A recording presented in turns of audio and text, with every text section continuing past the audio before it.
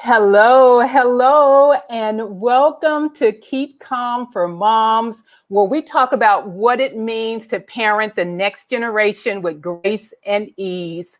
I am Dr. Pamela Ellis, the education doctor, and I am thrilled to see you here today. So for those of you who are joining me for the first time, let me share a little bit of background. My firm is Compass College Advisory, and we serve schools and employers with educational services. And our signature service is college readiness.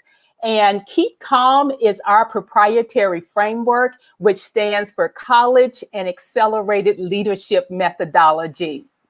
So with that, there are 5 pillars of our framework. One of them is academic, social, financial, vocational, and cultural. And we see those pillars being held together by parent engagement. That's the glue that holds it together. So this series, this is our Boss Mom series. And let me tell you, I am just so thrilled to share with you my guest for today. And I am going to bring her on right now, Miss Selena. Hello, how are you today? Hi, how are you today? I'm doing good. It's good to see you looking all bright so early in Los Angeles. I've already almost ended my day. Oh yeah, it is just getting hot out here, but it's a beautiful day. It's 72 degrees, sunny with a slight ocean breeze. You don't have to tell me that. I was just there 2 weeks ago, and now I'm back in Ohio, and it's raining outside my window, but that's okay. Well, I will enjoy some of the sunshine for you. I'm sending it to you virtually through the computer. Yes. Thank you for that. Thank you for that. So, Selena, tell us, just introduce yourself. Tell us a little bit about, who you are as a mom and then who you are as president. Sure. So I am Selena Cuffe. I have been a mother now for 14 years, not counting pregnancies, of course, and 9-month gestation period. But I have 3 children. I have a son who is 14, whose name is Kalel. I have a 12-year-old son named Omari. And then I have a 7-year-old daughter who tries to run everybody named Hallie. And when I think about motherhood or being a mom, it's the one thing that honestly I aspired to as a little girl. Like I always knew that I wanted to be a mom above. Yes. I had to be honest with you, going to college. Really? I just always felt like I was meant to take care of little people. But, luckily I'm doing it all with my husband, Corey, of 16 years. And, we have a good time with our kids and our family. And I think that motherhood for me is filled with lots of unexpected moments, lots of moments that are not mine for sure. But I wouldn't trade it for the world. And every day I try to figure out how to strike the right balance between being a mom as well as being an entrepreneur who also has a full-time job.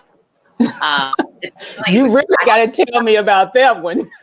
And it's been crazy. It's been 100 miles an hour ever since the beginning. My husband and I got married in 2005 and in April of 2005. And I like to think of my life as like this whirlwind of a love story, because we got married in April, and on a business trip to South Africa that happened in September of that same year. So not even 6 months later, I went to South Africa, learned that there was a $3 billion wine industry, but because of apartheid and just global racism, Blacks in South Africa own less than 1% of the wine industry, which is their largest agricultural export and a major driver of employment and obviously great wine for the world. And so I remember that fateful day being in South Africa, learning about this incredible industry and calling my husband, who was at the time back in the States, saying, "Oh my God, I think I found the perfect entrepreneurial opportunity for us to do. And, you know, Wow. by the grace of God, Yes. maybe, you know, call it my idealism matched with him being swept up and being a newlywed, that he agreed to do it. And in October, Yeah. our wine venture, Heritage Link Brands, which has been in operation for the past 16 years. And then a month Wow. after I started the company, I found out I was pregnant with my first Wow. kid. So it has been on, and every time the business grew, we just Yeah. added on to our family. And that Yeah. has our way of operating literally for the past 14 years. And Wow. a little bit over a year ago, I just happened to find the right opportunity that spoke to my desire to have great Mhm. impact and have it beyond just one industry. Because Right. while I love being in the wine industry and Yeah. think that the benefits of 2 glasses of wine a day are phenomenal for your heart, there are other ways and other opportunities to also have impact. And so, Yes. in Yes. addition to running the wine business, I also Uh-huh. serve as president of a joint venture called SodexoMAGIC, which is Yes. 51% owned by Mr. Irvin Magic Johnson, as well as 49% owned by the French food and facilities management company Sodexo. Sodexo. Yes. Yes. So every Wow. day I work with our teams to try to bring Mhm. quality of life services to the Yeah. communities that we serve, which can range from K through 12 school districts to Uh-huh. corporations, Delta Airlines or the Disney Yeah. company or pharmaceutical, to Yeah. hospital systems, Atrium in Charlotte, North Carolina, or Yeah. universities like Morgan State or Grambling or so Right. really Right. busy. We have a team of 6,000 employees throughout the country Hmm. who are Yeah. really, I mean, in the midst of a global pandemic, they are Yeah. essentially risking their lives to provide quality of life service to Right. communities across the country. Right. So, So would I sound like a groupie if I asked you about meeting Magic Johnson? oh, that's the question that happens every day, every day. I'm sure people ask you about it, like, wow, what is he like? That kind of thing. He's awesome. I He bet. watches I bet. everybody else. I mean, he's Yeah. just ethic is inspiring. It definitely gives me Yes. motivation. And I, Yeah. as LA native, so on top of being a mom, being Right. an entrepreneur, being a corporate executive, I'm also, I'm just Selena, who was Yes. born and raised in LA. And at the time that Hmm. the Lakers won their first of 5 championships, I was 5 years Yeah. old. And I got to Wow. see the Lakers really Hmm. shine as a team. Yes. And Yes. I grew up believing that there was nothing that I couldn't do with the Lakers at the helm, with Tom Bradley, my mayor. There was we were unstoppable. And then what was Wow. also great was going to, when I went Hmm. to college, I remember coming back. I had an Hmm. internship my sophomore year, and Hmm. Mr. Johnson had just opened up his first of many theaters, movie theaters throughout the country Yeah. Yeah. in my house. And I remember with one of my first paychecks treating Hmm. my mother, my sister, and a couple of girlfriends to go see Waiting to Exhale at his Oh my theater. goodness. That was, I remember that. It was the best experience. So, Yes, everybody that was. tell you what Terry McMillan's character needed to do. It was the Yes. best. Yeah, I love that movie. And I mean, I love the book even more so. And the Yes. thing about it is, when the book came out, I was living in New York. And so just the whole experience of seeing her at a Barnes and Noble reading the first chapter, it was just surreal when I think about it nowadays, because that was, 20 years ago now. Oh, So yeah. it's been a while for sure. Now, tell me, I didn't know that you were still running Heritage Brands. Yeah, I I just sit on. didn't know that. And so, how do you do that in terms of managing being a corporate executive, still being an entrepreneur and then having a family, especially 3 children. And I know your oldest is in high school now. That's a lot on your plate. So tell us about that.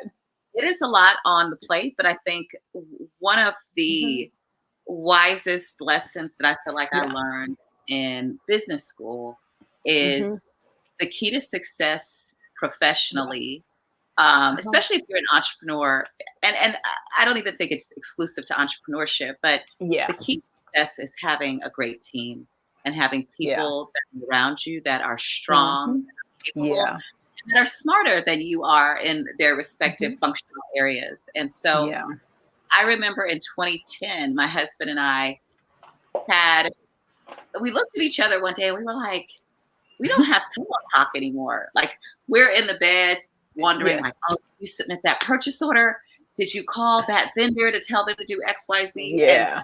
And it was like a wake up call in that moment, because we realized that we wanted more for our lives from a lifestyle perspective. And then we wanted more out of our marriage. And so at that point, we began to be very intentional about identifying great brand ambassadors, also leveraging the incredible people within our sphere, investors, unit holders who had talents and wanted to contribute to our overall mission.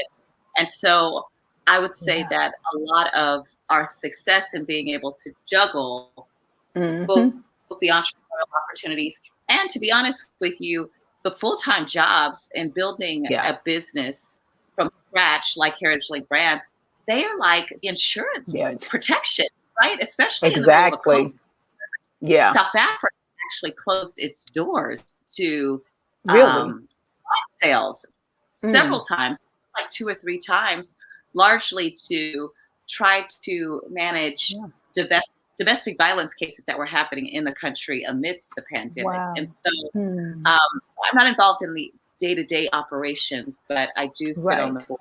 I do have a vested interest in not only Heritage Link Brands, but we have interest in a vineyard in South Africa called the Seven Sisters in Stellenbosch. And so I care about the successful growth of that venture in addition to our main venture, as well as making sure that people are getting quality of life services each and every day through SodexoMAGIC. So it is difficult to manage it all, and I also have the children.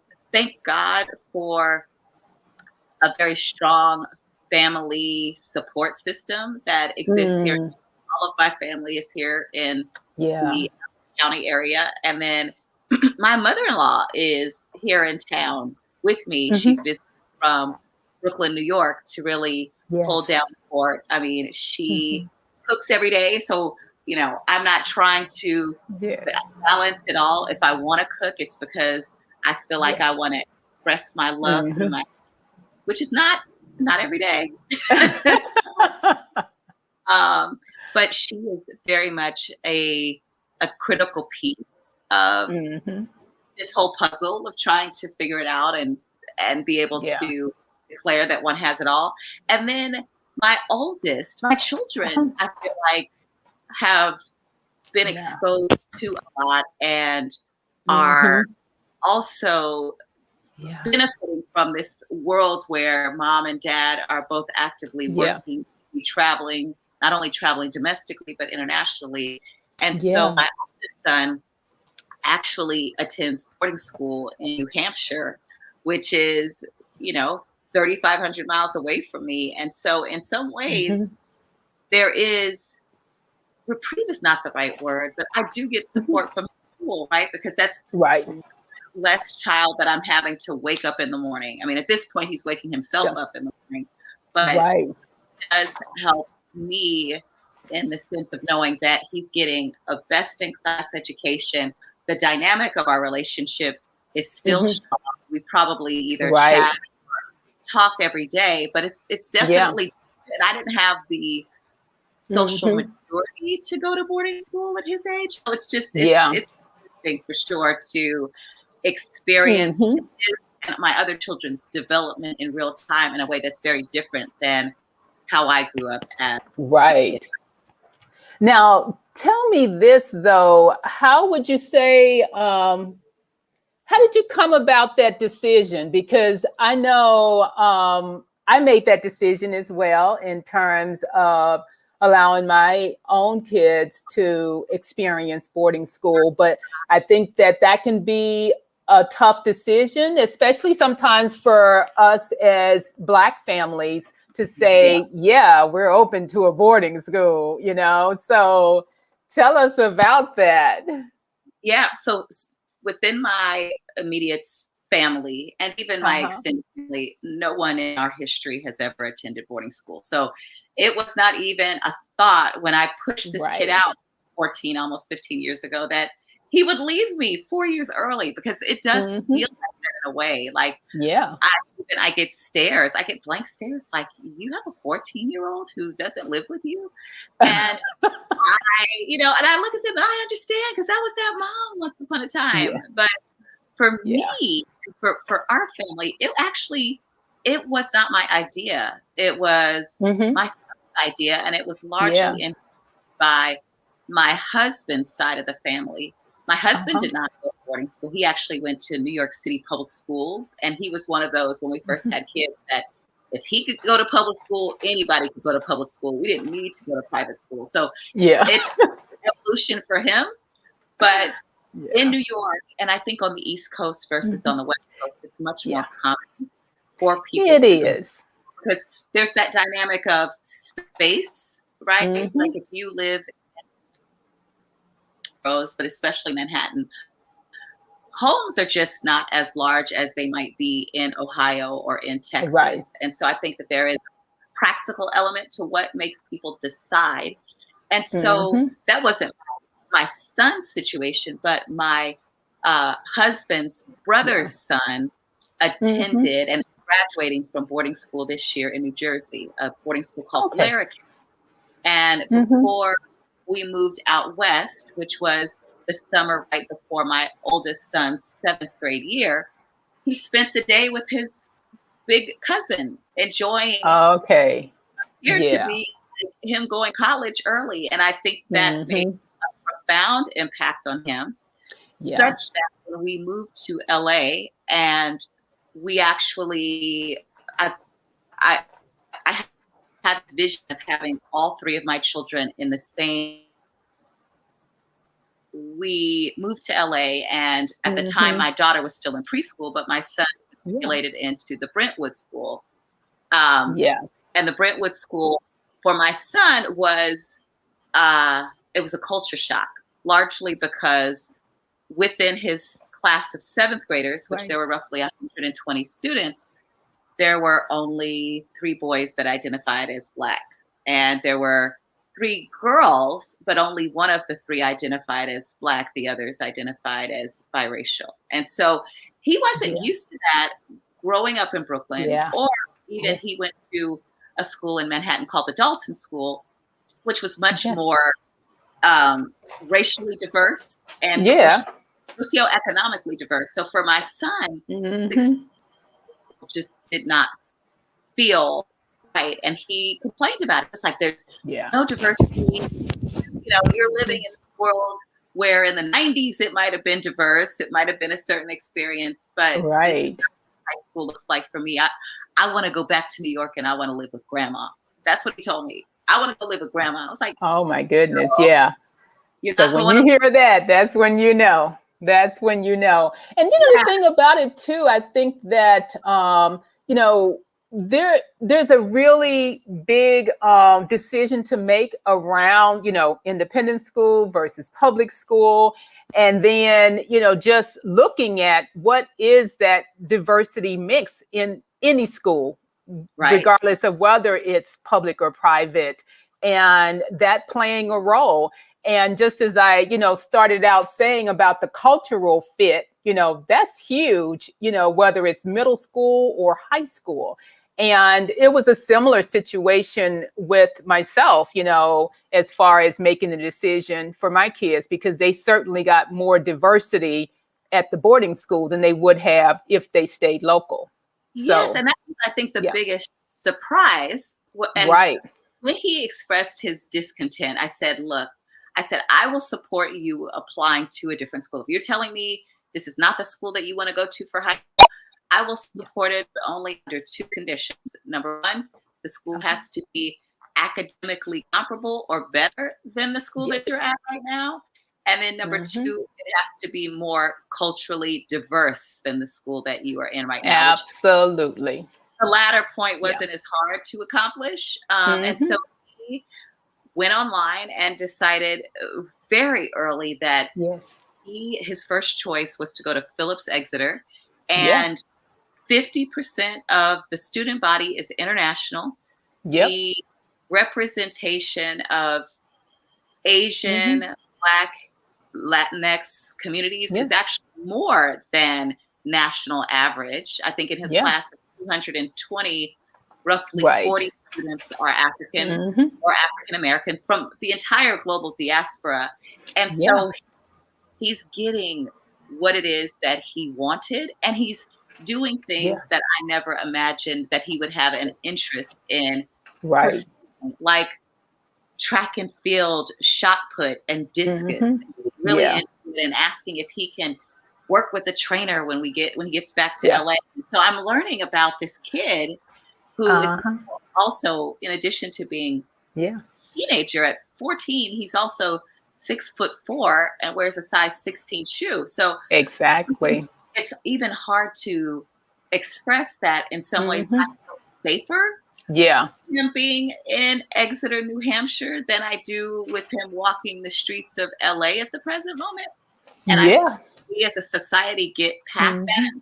I confidently say, oh, that's not an issue. But for now, I do feel like he's safer where he is. And I'm glad you brought that up, because I was just talking with the mom about this just yesterday, because, she's thinking about it in terms of college and just, like, where can I send my Black son? And she's worried. And so I know that, we think about that at all levels in terms of where they will be safe. Absolutely. Because even when we're together, he and I, he's still an unaccompanied minor when I take him to the airport to, fly to England. And they look at him, they assume he's an adult. And they're like, well, what are you doing? Because he towers over me. And I'm like, he's still just a kid. So it's an added layer of thoughtfulness as a mother that we inevitably, as a mother of color, that inevitably you have to consider. Exactly. So, Selena, we're almost at the end. Can you believe it? That was quick. So I want to wrap up with our rapid wisdom questions. So the first one is, what's a book that's informed the way you see being a mom? Oh, a book that's informed the way that I see being a mom. This one is hard because I don't read as many books as theoretically I should. I've never really enjoyed reading, but I do love reading books around history and society and how I personally fit into this larger, state that we're in, community-wise, state-wise, wise. And so I think about the books that have really formed and shaped my evolution as a woman and a mother, because I look at them side by side. I really find value in this book called The Warmth of Other Suns. And it really talks about the great migration of African Americans from the South to the North, to the West, to the two, depending on what time period, let's say from the 1920s through the early 70s. Roughly anywhere from 7 million to 40 million people did that journey. And you hear through the book, it chronicles the stories of what people had to do to make things work, and how maybe lighter skinned relatives were the advance, went first to try to set up shop, and then they brought relatives that were browner or darker in Hmm. skin, and the hoops that they had to jump through to find jobs, to sustain family, to acquire Hmm. homes, Yeah. to live what would be seen on TV as like a normal life. They were Right. intense. They were Yeah. there were a lot of them, and Mm. in some ways gives me the ability to level set, calibrate, and just remember what Yeah. this journey of motherhood looked like for Right. my mother, my grandmother, my great grandmother, which was much more challenging Yes. even than mine today. So I look at it Yeah. more to just kind of give me balance and Right. let me calibrate. Like, okay, Selena, you can Yes. do. Yeah, I hear you. And one of our other guests mentioned the same book, and Ooh. so, yeah, definitely, definitely, I hear you on that. The second question is complete this sentence. The truth about work-life balance is what? It's a myth.